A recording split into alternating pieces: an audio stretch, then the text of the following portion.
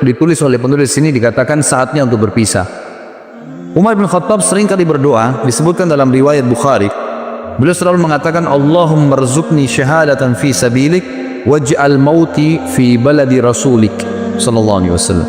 Beliau mengatakan, ya Allah, karuniakanlah kepadaku syahadah, mati syahid di jalanmu, dan jadikanlah kematianku di negeri Rasulmu, ya, di Madinah maksudnya.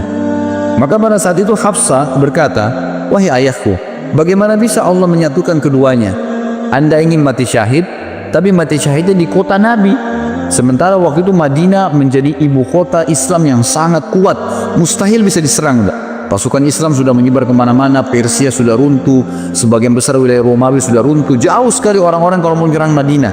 Bukan seperti di zaman Nabi SAW yang masih dekat, orang Mekah, suku-suku Arab masih ada yang belum masuk Islam. Ini sudah habis semuanya gitu kan. Maka Umar mengatakan, ya'ti bihallah insya Allah akan datangkan kalau Allah mau.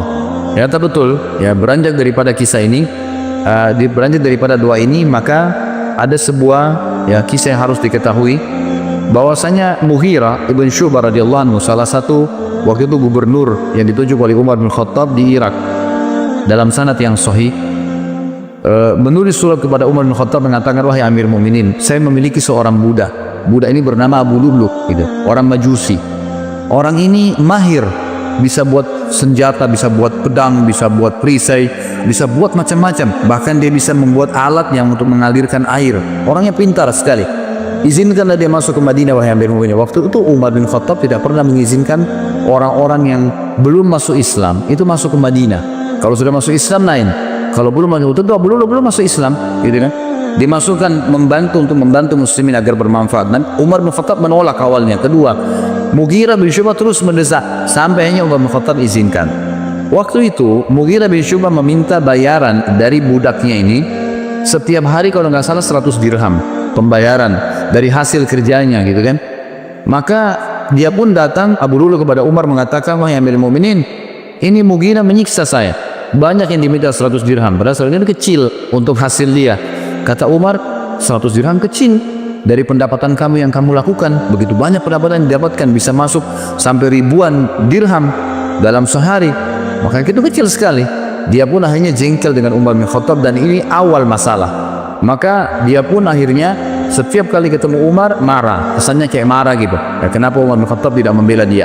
Lalu satu waktu Umar lagi lewat dan berkata, apa yang kamu lakukan? Dia mengatakan, saya sedang mempersiapkan sesuatu, wahai Amirul Mukminin, untuk Anda yang umat Islam tidak akan lupakan, gitu kan.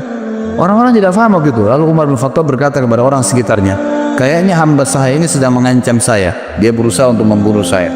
Ya, akhirnya dia membuat pisau khusus yang sangat kuat dan bermata dua. Dia pun akhirnya pada saat Umar bin Khattab masuk ke masjid, waktu itu menjelang sholat duhur, dan dia pun menyelip masuk di shaf, dan baru saja Umar bin Khattab takbir sudah ditusuk oleh Abu Lu'lu'. Begitu ditusuk, orang-orang tidak tahu, terutama di sisi kanan kiri masjid, tidak ada yang tahu. Yang tahu cuma di belakang ya Umar bin Khattab, dan itu adalah Abu Musa al-Ash'ari radhiyallahu anhu. Lalu kemudian Umar bin Khattab tertusuk, dan sempat terdengar suara mengatakan, Umar mengatakan, aku telah dibunuh oleh anjingnya Majus, maksudnya si Abu Lu'lu' itu. Lalu Umar bin Khattab jatuh, dan Abu Musa yang mendekati Umar, lalu Umar memegang tangannya sambil berkata, ya lanjutkanlah sholat wahai Abu Musa, jadi imamlah kamu. Kemudian Abu Lu'lu' ini karena panik, dan di sekitar Umar yang di saf-saf yang dekat tahu kalau dia sedang menusuk, maka dia berusaha menusuk semua orang yang di sekitar dia, sampai dia melukai 13 orang. Dan 3 orang sempat mati terbunuh bersama Umar, tentunya mati syahid nanti berempat, gitu kan. Tapi 3 orangnya mati di masjid, yang 10 orang luka parah gitu. Nah, pada saat ada kejadian tersebut, sahabat sudah tahu kalau ini orang membunuh Amir Mu'minin, menusuk, maka dia melemparkan jubahnya ke arah wajahnya sehingga tidak melihat dan dikeroyokin. Pada saat itu dia tahu dia akan mati, lalu dia mengambil pisau tersebut dan menusukkan ke lehernya sendiri. Meninggallah Abu Lu'lu' ini, dalam kisah sahih ini disebutkan.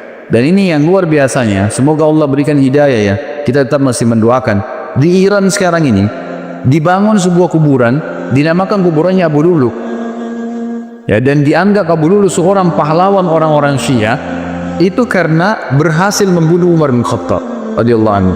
Ini luar biasa ya, pembunuh Amir Mu'minin yang terkenal dengan kesolehannya, jaminan surga dari Nabi SAW. Berapa banyak hadis yang kita sebutkan, lalu mereka bangga. Dan pernah saya punya cuplikannya dalam bahasa Arab. Mereka melantunkan bahasa Arab, orang Persia itu mengatakan, artinya begini, ya Allah bangkitkanlah kami bersama pejuang Abu Lulu di hari kiamat, naudzubillah. Berarti termasuk bersama-sama di neraka, karena berhasil membunuh Umar yang mereka anggap orang kafir. Ini berbahaya sekali, subhanallah gitu. Jadi begitu kisahnya. Maka Umar pun akhirnya sakit parah pada saat itu. Kisahnya panjang lebar, saya ringkaskan. Umar pun akhirnya sakit parah pada saat itu. Kemudian Umar bin Khattab berkata kepada Abu Musa al-Asy'ari, coba lihat siapa yang menusuk saya. Waktu itu mereka belum tahu, masih simpang siur beritanya gitu kan. Sahabat-sahabat di kiri kanan saf masih mengatakan subhanallah, subhanallah. Mereka nggak tahu karena suara Umar tiba-tiba hilang. Maka pada saat itulah Abu Musa meninjau mengatakan yang membunuh anda adalah budaknya Mughirah bin Syu'bah, Abu Lu'lu'. Maka Umar pun mengatakan semoga Allah membunuhnya. Kata Abu Musa, sudah mati Amir Mu'minin, dia bunuh dirinya sendiri. Lalu kemudian Umar bin Khattab ternyata tusukannya sangat keras. Dari belakang di sisi kanan perut itu saking tajamnya pisau itu dan tebal gitu kan, sehingga pada saat ditusuk dan memang dia niat membunuh, ditusuk sampai tembus ke depan perutnya Umar radhiyallahu anhu. Dari lubang dari belakang sampai ke depan. Dan pada saat itu beberapa sahabat dan tabi'in sempat membawakan minuman kepada Umar bin Khattab. Ada yang membawa air kismis, ada yang membawa juga susu unta. Dan pada saat diminum maka keluar dari sisi lubang perutnya. Dan dipanggil pada saat itu ada seorang tabib yang jelas sekali ya mengetahui masalah dan mengatakan kayaknya Amir Mu'minin sudah tidak tertolong lagi. Tidak tertolong lagi. Umar pun mengatakan, dan ini pelajaran-pelajaran yang kita bisa ambil luar biasa ya. Subhanallah, setiap orang yang dekat dengan Allah sebelum meninggal dunia, kita dengar kisah Abu Bakar yang lalu, ini kisah Umar, nanti kita dengar juga kisah Utsman, kisah Ali, sahabat-sahabat yang mulia ini yang dekat sama Allah. Sebelum meninggal, Allah kayak berikan isyarat mereka akan meninggal ya. Jadi mereka sempat mengembalikan amanah, mereka sempat memberikan wasiat, mereka masih sempat menasihati, mereka masih sempat menunjuk khalifah setelahnya. Banyak hal yang dilakukan gitu kan. Termasuk Umar bin Khattab. Umar bin Khattab akhirnya berbicara, kalau saya mati gitu kan, maka kuburkanlah saya ya, dan mintalah, dipanggil Abdullah bin Umar, mintalah kepada Ummul Mukminin Aisyah, minta kepada Aisyah agar Aisyah mengizinkan aku dikuburkan bersama dua sahabatku, Rasulullah SAW dan Abu Bakar. Maka Abdullah bin Umar pun mengatakan, saya masuk ke rumah Aisyah dan mengatakan, wahai Amirul Mukminin, Umar mengirim salam dan meminta izin untuk dikubur. Aisyah pun menangis mendengar berita Umar, lalu berkata, semestinya aku berharap itu tempatku, aku dikuburkan di situ, tapi aku akan izinkan untuknya.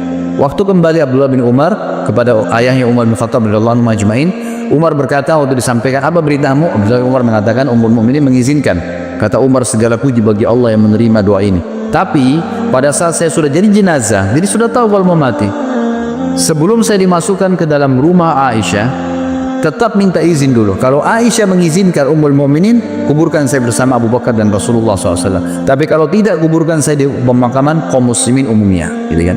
Begitu penyampaiannya.